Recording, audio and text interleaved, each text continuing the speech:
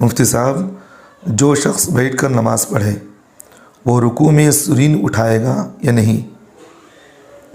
جواب دیا ان نوازشوں کی۔ سوال کرنے والے محمد اقلیم صاحب مدھیہ پردیش سے۔ دیکھیے بھائی، رکوع کرنے کا جو طریقہ ہے، جو آدمی بیٹھ کر نماز پڑھتا ہے اس کا جو طریقہ ہے وہ رکوع میں اتنا جھکے کہ اس کی پیشانی رکوع کے گھٹنوں کے قریب ہو جائے، بس اتنا ہی ہے، تو اس سے رکوع ادا ہو جائے گا۔ تو اس حالت میں سرین اٹھانے کی ضرورت نہیں ہے۔ اگر کسی نے سرین اٹھا لی تو یہ فعل عبث ہے، زیادہ سے زیادہ مکروہ تنزیہی ہے، اس طرح سرین نہیں اٹھانا چاہیے۔